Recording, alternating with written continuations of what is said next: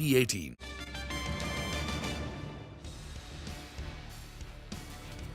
Markets have made fresh all-time highs, and IT index, well, that's flying away. We're holding up in the green. It's still positive, a gain of close to about 0.5%. This would make it the 8th consecutive day of gains for a market. There is some fall from the highs. Bank Nifty is in the red right now. Things are looking okay. We're off the highs, but the market is not selling off or anything of that sort. The 18,800 plus is where we're going to end. Of course, I mean, from the day's high, it's a climb down. But I don't think anyone can complain or should complain or will complain. Hello and welcome to CNBC-TV18. You're watching Markets Today, the show where we track about 6 hours of the day's trading action in 5 headlines. I'm Reema Tendulkar, and these are the headlines for the day. Profit booking in the last hour of trade sees the Sensex and the Nifty fall from record highs intraday. IT stocks lead the rally, with the index gaining 2.5%. Car sales improve in November, even as the two-wheeler sales see muted growth. TVS and Bajaj Auto see a drop in exports. Tractors and commercial vehicles report healthy sales numbers. Auto stocks slip on news, with Eicher and Bajaj amongst the top losers. We told you first in August, and now it's official. The Finance Ministry proposes a composite license for all kinds of insurance, life, health or general. The insurance regulator recently told CNBC-TV18 that it was in favor of such a composite license. And cement stocks gain as input costs cool and pricing and demand bounces back in November. Meanwhile, metal stocks shine as metal prices rise following the dovish commentary from Fed. Easy Trip Planners gains 5% after announcing it will acquire 75% stake in Nutana Aviation Capital for an undisclosed amount. Shilpa Medicare surges 8% after the company's Telangana facility receives Canada's approval. Hudson Agro zooms 7% as the board is set to consider a rights issue later this week. And here's a lineup what we have for you in store today. A power pack show as always in Market Opinion. Manish Sonthalia, Motilal Oswal AMC. In Corporate Voices, Bajaj Auto ED Rakesh Sharma.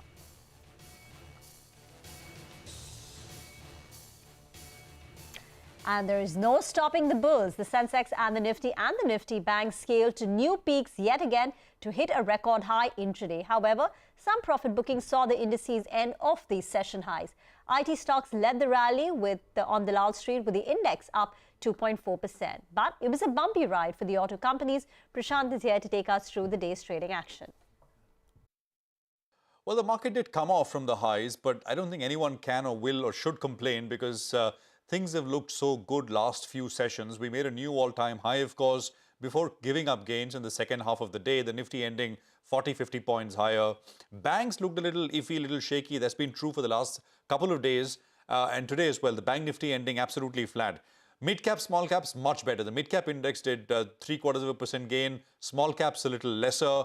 And it was really two sectors. There was IT and it was metals. IT, of course, on the back of that big move in NASDAQ, 4% gains, and metals with the dollar selling off 1%, gains came through. PSU banks came back into rotation once again.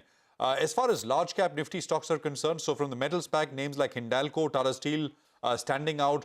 Large cap IT names, TCS, Tech Mahindra and Wipro. And there was cement as a pack which fired as well. So Ultratech and Grasim stand out in particular.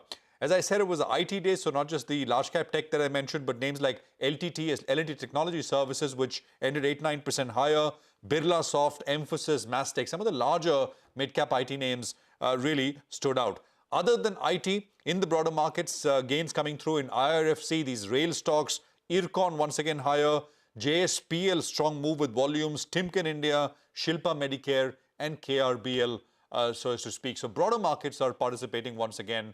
Will the momentum that we've seen in US, yesterday continue? Will we see follow through? I think that becomes the next logical thing to watch out for before we get into the end of the week. And on Friday, we get the jobs data, which the Fed Chair Powell has put increasing amount of focus and reliance on in terms of what happens to policy from here.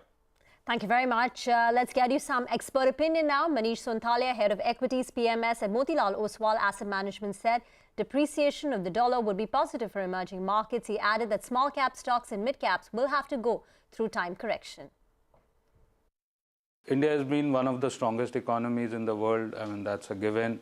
The The positivity around this time is on the back of the dollar having peaked out. I mean, that's my assumption. And, depreciation of the dollar basically is positive for emerging markets. And, India is one of the shining stars in the emerging market space. And FIs who have been sellers all this while have turned buyers. And the buying is only going to accelerate, is my assumption, in going into the next.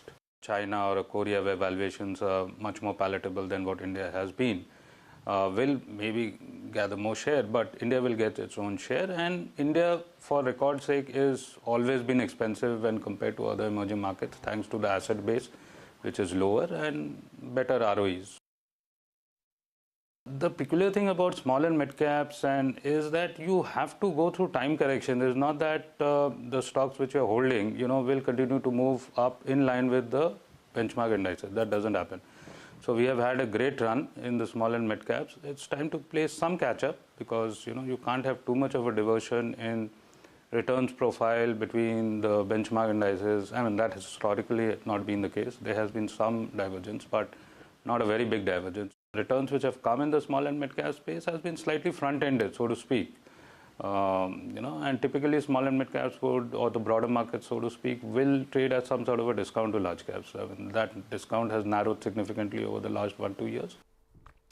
The second headline now: car sales have accelerated in the month of November, but two-wheelers have seen muted growth. Two-wheeler majors TVS and Bajaj Auto have also seen a drop in exports. Meanwhile, tractors and commercial vehicles have reported healthy sales numbers. Mangalam is standing by with a wrap of all the auto sales numbers.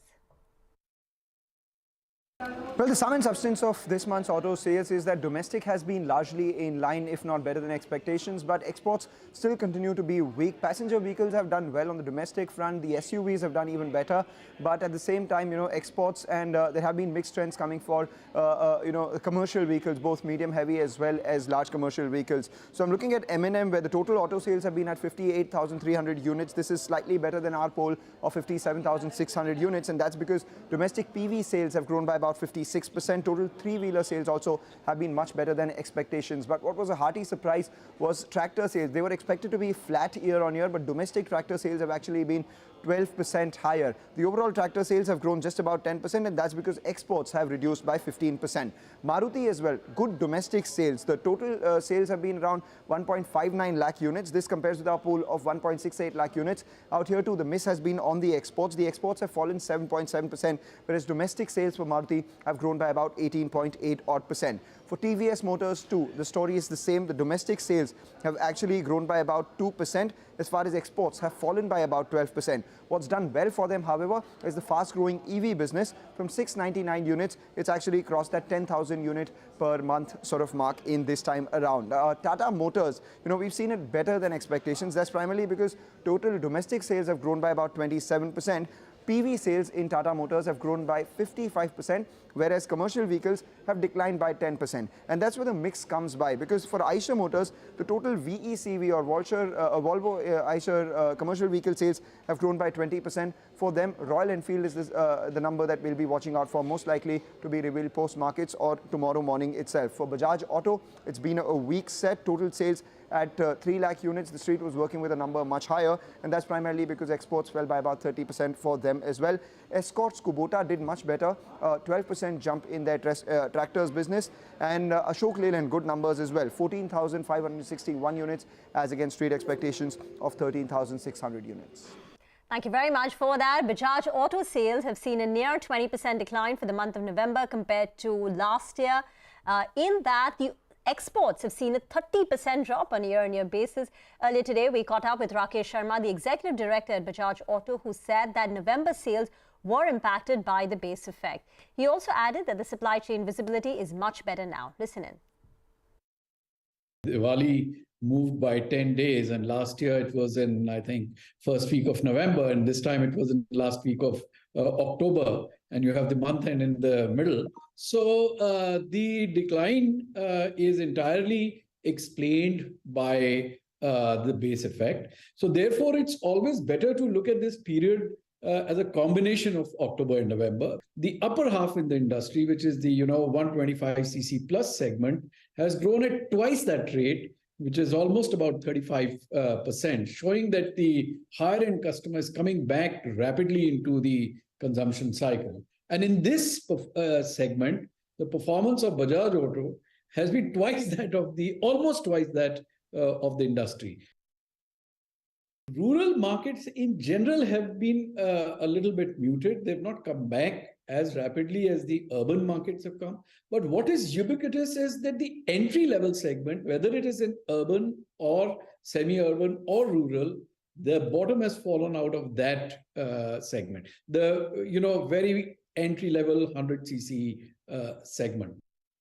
As we stand now, we are not seeing cost increases.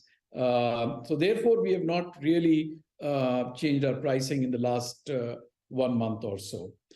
Supply chain visibility is much better now, certainly. 50% of our sales is from overseas markets. And this 50%, I would say about 60% of it is sort of soft right now, which is really the Africa area. Let's get to the third headline then. We told you first in August and now it's official. The Finance Ministry has proposed a composite license for all kinds of insurance, life, health or general. In fact, the insurance regulator, and we had a chat with him earlier this week, he was also in favor of such a composite license. Yash is standing by. He's been on top of this story and he joins us for the details. Yash. Well, that's correct. So, the best way to describe these proposals which have come would be game-changing proposals for the insurance sector. The Department of Financial Services has proposed certain amendments on both IRDAI Act as well as the Insurance Act. I'll first start with the IRDAI Act. Here, what the Department of Financial Services has said is that the whole-time members at the insurance regulatory body can hold their office up to the age of 65 years. The limit here as of now is 62 years. Now, the most important amendments have come on the Insurance Act. And the first one to start with would be composite license. Department of Financial Services has said that a composite license can be issued to insurance companies. What's a composite license? It's essentially a common license through which a single entity can operate in different classes of business, that is life, general as well as standalone health insurance. And it's not just different classes of business but also subclasses, which means a life insurance company can also operate in individual segments like motor or health or so on and so forth. This will be a very important reform if it goes through for the insurance space. The second one that has come here is with respect to distribution. The Department of Financial Services said that insurers may distribute other financial products. Other financial products from the inputs that we're getting from the industry could be something like mutual funds, loans, or even insurance products of different insurance companies. This essentially will end up opening different revenue streams, business streams for insurance companies. But of course, final regulations will depend on the insurance regulator, that is IRDAI. Third one is that Department of Financial Services has recommended on removing the minimum capital which is required for any insurance company to start its business. Right now, a minimum capital of 100 crore has to be submitted for starting a life insurance business, general insurance business, or a standalone health insurance business. That has been proposed to be done away with, and the minimum capital can be decided by the regulator depending on the scale and size of the entity. We also spoke recently to the IRDAI chairman on the issue of composite license, and here's what he had to say on that one. The headline is about, lowering of the capital so that smaller players could come, value-added services, one-time registration. On composite? I clearly don't remember. Probably yes. 1 month after launching a pilot project for the wholesale segment, the RBI has begun the digital rupee pilot for the retail segment. The testing kicks off across 4 cities with 4 banks, and more banks and locations will be included in the coming few weeks. Lata's here to tell us more. Lata? That's right. It's a digital rupee that we are getting, a digital currency, and it is not a cryptocurrency. It's backed by the central bank. Basically, RBI has chosen 4 banks, SBI, ICICI, Yes and IDFC. And what these banks have done is they already have sent emails to select customers and merchants. Now, they're also ready with their app. These customers, if they are, want to respond to that email, will download the app, get their SIM verified, and then they will be allowed to download a digital wallet, a purse. and then they will have to link that wallet to their savings account. Once they do that, they will be able to transfer money from their savings account to this wallet. It will come in the form of e-tokens.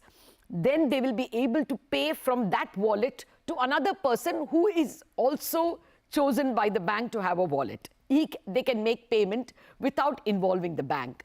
They can also pay the merchants who have been selected by those banks. But for the merchants, they will have to use a QR code, which will be given to the at the merchant locations. Now, you must think of this e-rupee as cash in your purse. Okay, therefore, one thing, it will not earn interest because you've withdrawn it from your savings account, and it will come in the same denomination, 5 rupee notes, 10 rupee notes, exactly as cash.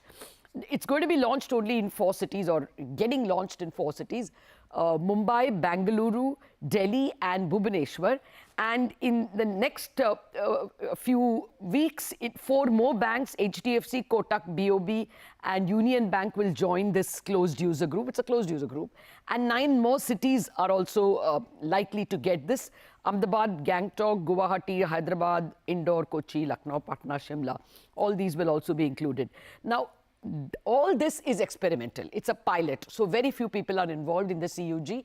Once it becomes robust, the distribution of cash, its exchange, its recording. Once the system is robust, the pilot will be expanded to more and more people. The point is, will it become popular?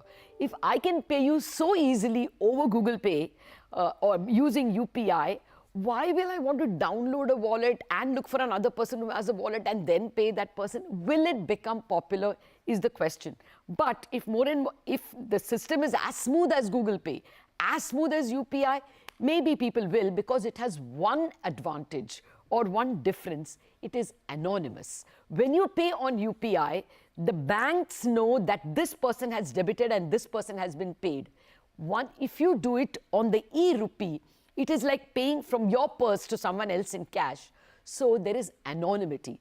Maybe that's a feature that can make this successful, but ultimately it will depend on the smoothness and customer interface of the technology. Lata, thank you very much for that. Get into a break. On the other side, we'll be back in a jiffy with the other headlines.